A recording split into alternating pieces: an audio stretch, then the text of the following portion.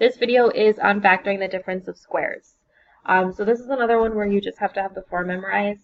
We're looking for something that looks like x squared minus y squared, and then when we factor that, it'll be equal to x plus y times x minus y. So again, what we're looking for is a binomial. We want to see only two terms. We want to make sure that there is subtraction between the two terms. This does not work with addition.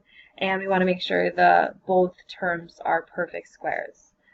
So 4m squared is a perfect square and 9 is a perfect square. So we are going to take the square root of 4m squared. Square root of 4 is 2. Square root of m squared is m. And then we're going to add the square root of the second term, which is 3. And then basically write exactly the same thing again, except this time with subtraction. So we'll have 2m plus 3 times 2m minus 3. We'll look at one more example.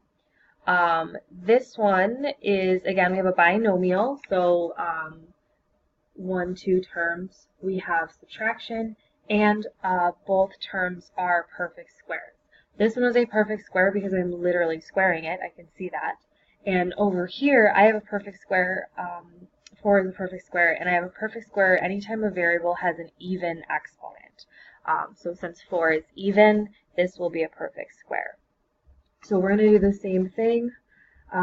If I square, so this whole term is being squared.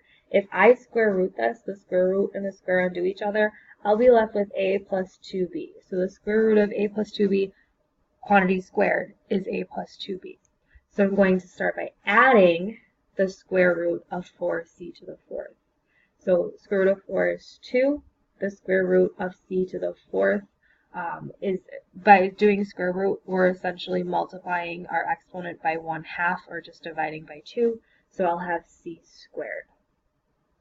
And then I'll have a plus 2b minus 2c squared.